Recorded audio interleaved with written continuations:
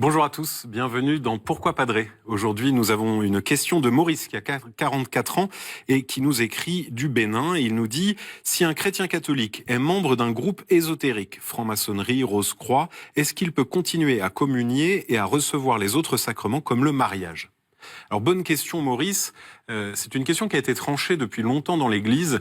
Le pape Léon XIII, qui était le pape de l'Église jusqu'à 1903, les dernières années du 19e siècle et le tout début du 20e, Léon XIII a dit « Lorsqu'on appartient à la franc-maçonnerie, de fait, on quitte l'Église catholique ».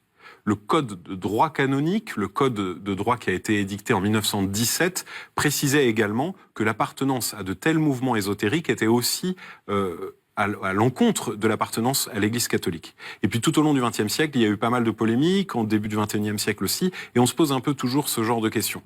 La réponse de l'Église est toujours la même. Le Christ donne la vie, et les mouvements ésotériques ne sont pas le chemin que le Christ propose. Pourquoi ?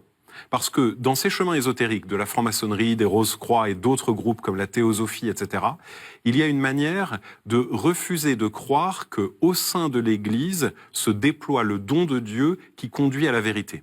Et donc il y a toujours une forme syncrétique de croyance, c'est-à-dire une impression que Dieu se donnerait au travers de toutes les cultures et qu'il faudrait aller piocher à droite et à gauche des petits éléments qui, les uns et les autres, conduiraient à Dieu. Alors que nous croyons, nous catholiques, que c'est au sein de l'Église catholique que Dieu se donne pleinement et suffisamment.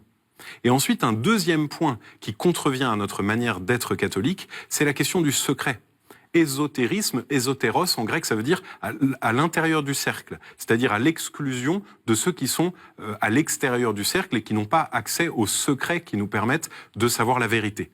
Et donc, nous, catholiques, nous considérons que les secrets de Dieu sont faits pour tous. Et du coup, nous sommes initiés, l'initiation chrétienne, comme dans les sociétés secrètes. On est initié au secret divin, mais pas un secret qui doit être caché, mais bien un secret qui doit être répandu et dit à tous.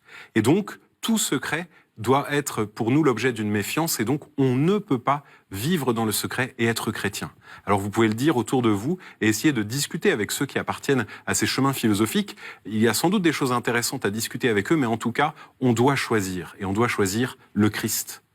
Merci en tout cas pour cette question, Maurice. Merci à tous ceux qui posent des questions. Continuez à le faire sur le mail pourquoipadré@ktotv.com, sur les réseaux sociaux avec le hashtag pourquoipadré et retrouvez cette vidéo ainsi que les autres sur ktotv.com. À très bientôt.